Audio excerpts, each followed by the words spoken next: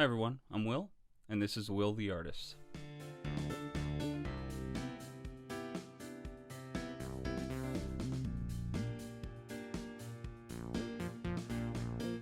Today we're going to be talking about interfaces. So I want to break down the interface for the beginner, somebody that may own one or is in the market for one. What an interface does is it converts the analog sound waves into a digital language that the computer can understand. Now you may ask yourself, doesn't my computer do that already? It does, but it's not made to do that. There are certain things that are consumer-based and certain things that are professionally based. To get professional sound, you need an interface. So the computer doesn't have to do all that work. The computer is not designed to do that work. It can do it, but it's not designed to. So the main thing I want to talk about today is, if you're in the market for one, buying the correct one that suits you. What are the utilities of an interface that will be meaningful to you? So I'm going to show you the three interfaces I've owned throughout my entire life, actually, and show you how these interfaces work, the ins and outs, and where they work well. This first interface is called a Focusrite 6i6. Now, there are two inputs on the front here, as you can see. Then there are also two 1/4-inch inputs in the back. So you can plug in to the front here either with 1/4-inch or an XLR cable. So 1/4-inch is also known as guitar cable, and XLR is also known as mic cable.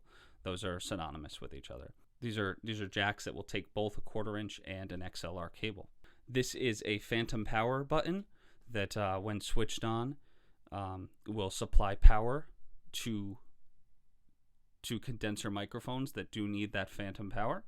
I would make sure before turning on the phantom power that your microphone can take it. Then moving on over, you have your monitor control. So that's going to control your main left, right, out. So that's going to be your 1 and 2 output on right here on the back. So that 1 and 2 output volume is controlled by this main monitor switch right here. So if you have a spare pair of speakers and you have speaker wires, you're going to need the 1/4-inch speaker wire to be an output for this particular unit, this Focusrite 6i6. And then lastly here you have your two headphone outputs as well. And then moving to the back, you're going to see that you have two other inputs for guitar cables or 1/4-inch cables. Then you have 4 outputs like I mentioned before. So if you wanted to do a double pair of speakers, you could do that. There's 2 extra outputs on that. Then you also have your MIDI in and out. For any MIDI controllers you may have.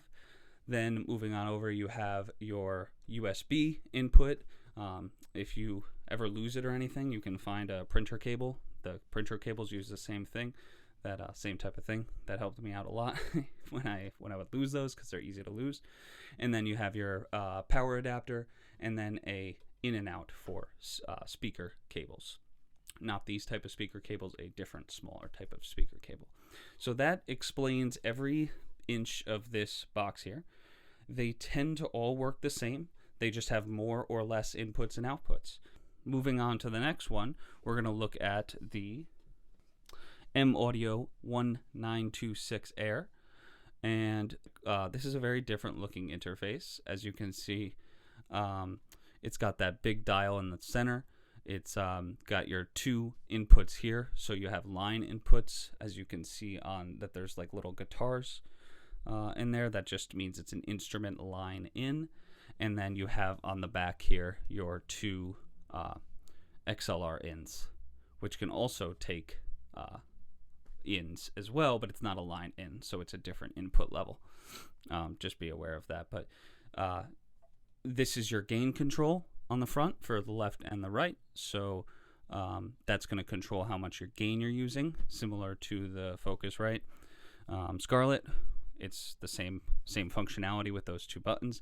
This is the same functionality as that big knob on the Focusrite as well, where it is going to control your left, right out there, which are your 2 main outputs. You'll notice that this interface only has 2 outputs. So I would say in comparison to the Focusrite, with the Focusrite in comparison to this M-Audio, the difference is really going to be, this is more built for an individual, I'd say. if you're really working by yourself. And then you also have your headphone out. So you'll see that you only do have one headphone out selection for this. This one also has something that the Focusrite does not, which is being able to monitor between direct and between USB. So you can actually monitor whether it's what's coming out of the computer itself, or you can monitor what is actually going into the unit. And you can do that 50-50 by just leaving that in the center there.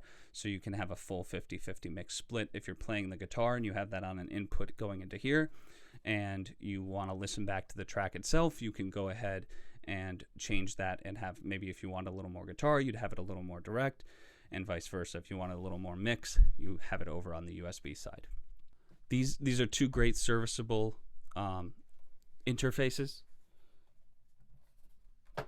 I would say that the advantage to the Focusrite Scarlett is that you have the ability to have 4 inputs. The advantage to the Air, it is more compact. It fits on the desk very nicely, and it's very sleek looking. The Air, a great interface for me, but then I realized that I needed to upgrade to more inputs. I've always loved recording drums, so the more inputs I had, especially because I have my preamp as well, that outboard preamp, I wanted that to have its own dedicated channel. So if that takes up a channel already and I only have 4 inputs, 2 of them only being XLR inputs on the Focusrite, it doesn't leave me a lot of room and playability. Lastly, we have our Euphoria UMC 1820, which is 8 inputs and has 10 outputs. The main reason I got it was because I wanted 8 inputs. I want to have the ability to have microphones plugged in and not have to worry about plugging something in and setting it up. I wanted to set it up and leave it. Be able to let this take up one channel. This Sterling Audio microphone that I am speaking into now, I wanted it to be able to sit and leave it in channel 1. And as you'll be able to see, you can see that there's 2 front channels, two input front channels, either XLR or 1/4 inch, and then there are 6 channels inputs on the back, 1/4 inch and XLR. So there's 8 inputs. You can see that each input has its own gain, has a dimmer, has the ability to have phantom power on channels 1 through 4 activated at once, and also channels 5 through 8 activated at once. This interface and at this budget was a great decision for me because it allows me to be more readily available in my studio with all the instruments that I do have. If I want to pick up a guitar and have it plugged in at all times, I can do that. If I want a microphone plugged in at all times. If you're somebody that aren't looking to record drums, aren't looking to record bands at one time, 1 or 2 inputs, or 4 max maybe, that's a solid amount of inputs that should get you in a great place. The reason I upgraded, I really want to record bands and record drums. So having 8 inputs on that is a lot better than having 2 or 4.